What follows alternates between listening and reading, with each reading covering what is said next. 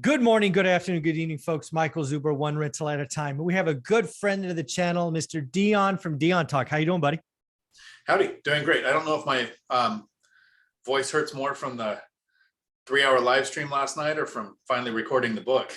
Well, yes, you are recording the book. I need to download the next chapters. We need to upload that to Audible. So thank you for all of that. It's been quite the ordeal. They are rather picky. Yeah, and I'm not a tech guy. Like, so. Well, thank you for doing that. We appreciate all the effort there. And of course, a 3-hour live stream. I don't know how you and Matt do it. I go 60 minutes and need a break. So 3 hours is quite the deal. Hey, but one thing I wanted to talk about here is there's a channel out there that got 150,000 views, and it's not Reventure Consulting. It's another channel that was, I don't know, brave enough, creative enough, whatever you want to call it, who is calling for a 50% housing crash in new construction by the summer. By the summer, like 3 months from now, folks. I have lots to say, but before I do, I will turn it over to Dion, who shared this great video with me. Well, it's a little frustrating, but I get it. There are the investors who have the mentality of, I really want to crash because then I'll be able to finally buy things when they're cheap. Well, if there's a crash, people aren't going to be buying. There's going to be a reason for the crash. Lenders aren't going to be lending. Something will have shifted. And videos like this get views because it also gives people an excuse to not take action. That's what I think it is. I think why would I buy now when in 3 months it'll be half the price that it is? When what was the largest crash that I remember was like 10% in a year. The largest national crash, right? Because there's always local ones, was 8.9% over the last 52 years.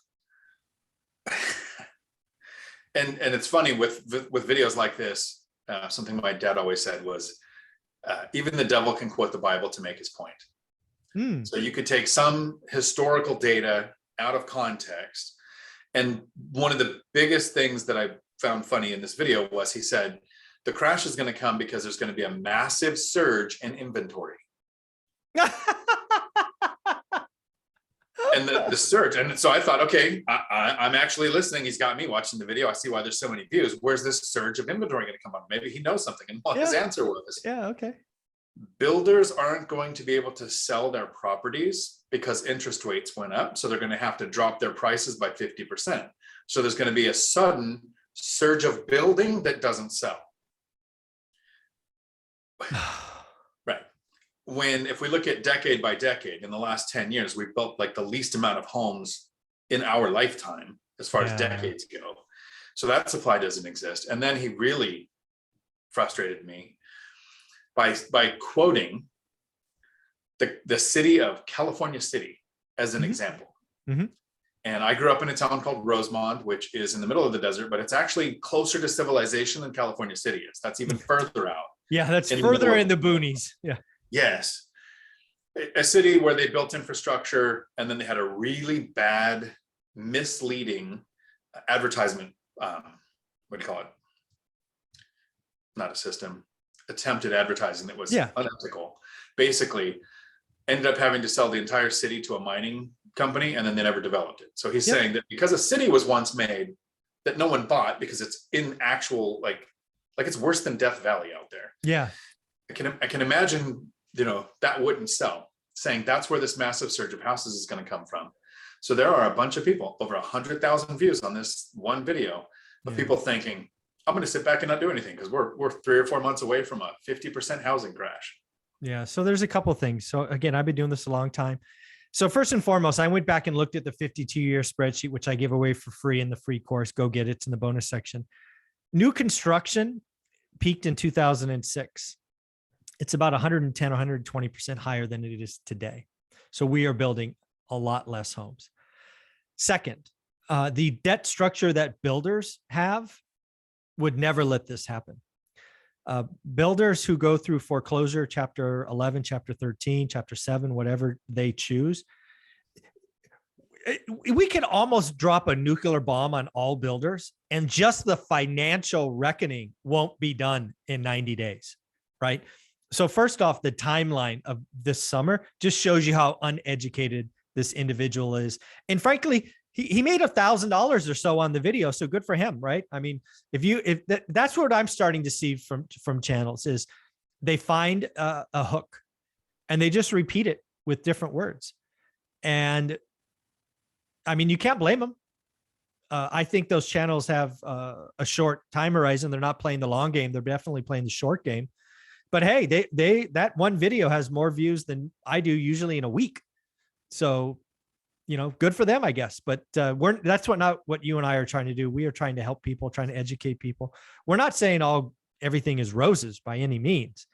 And if we thought a housing crash was coming, we would say it. But we would not be. You don't say 50%, which never happened before. You don't say in 90 days, the lending structure and foreclosure process isn't done that fast. And to say that all builders are going to do this is just complete stupidity. If you wanted to say city XYZ is the next California city and you have reasons for that, well, great. Let's have that discussion. But to talk nationally with one kind of just total fabrication and like everything is the same, it should be criminal, right? Because there are people that watch that will decide to do nothing, and they will be hurt just like all the other people from last year and the year before and the year before. One of the things that's a little frustrating is people thinking that their real estate agent or their lender is their mentor. And the person who made this channel is a real estate agent. So it seems like to a person who's going to YouTube University, that if you were going to learn, you might as well have somebody making content who is an agent because they know the business. It doesn't mean this person has ever in his entire life owned a rental property or invested in real estate. He works in real estate. Yeah.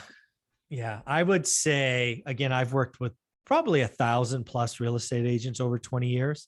It maybe not worked with, communicated with might be a better way of saying it. And I would estimate that 90% of them are open house. That's all they do. That's their idea of being in real estate. That's not who I want to talk to. It's just not. Right. And before people say it in the comments, yes, it sounds like we're hating on another channel, but we're not naming the channel. We're not trying to drive more traffic to it. We're not saying he's got a bad idea. Like Mike said, he's got a hook and he got people to watch it. I totally get it, but it's bad information to take action on. Yeah. If you're looking for an excuse to not do something, that's the video to watch. Absolutely. You nailed it. It doesn't mean that we think it's all roses and it's all easy. I think you need to do the work every day. Mm-hmm. I think with interest rates going up, prices going up, and rents kind of not keeping up, they're going up, but they're not making it to where every deal is a cash flowing deal. Mm-hmm. It makes it more important to do the work. Yeah. And anyone who thinks, well, I am just going to sit back for 3 months or 6 months, wait for the crash or the correction, and then I'll jump back in. You're not going to understand the market. And it's going to take another 60 to 90 days to figure out what average is and to see what is a good deal at that time.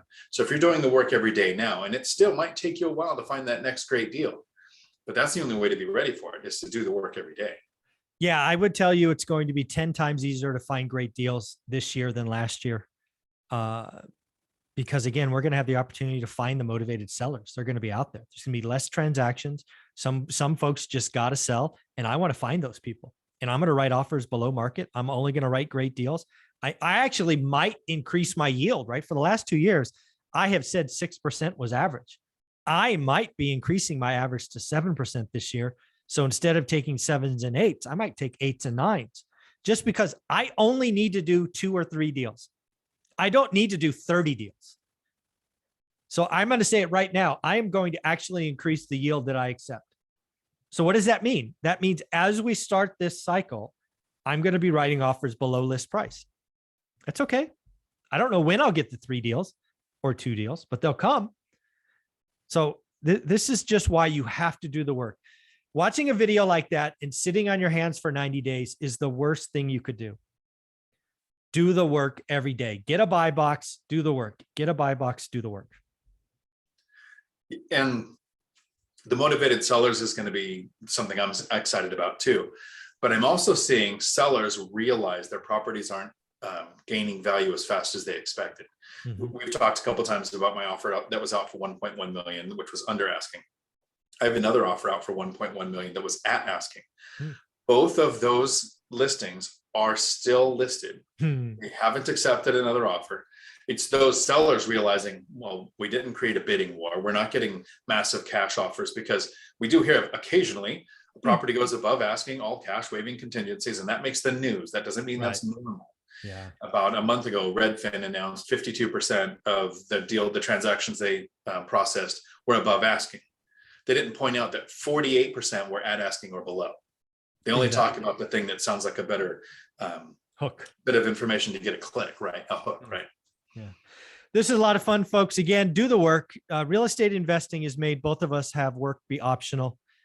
It is out there. We're helping people every day. If you want to do the work, great. If you don't want to do the work, I give you permission right now. It's okay. Don't do the work. Win the lottery. Do something else. Dion, where can people find you? Right here on YouTube, Dion Talk Financial Freedom. And I do live streams every Tuesday afternoon that start at 4 p.m. Pacific.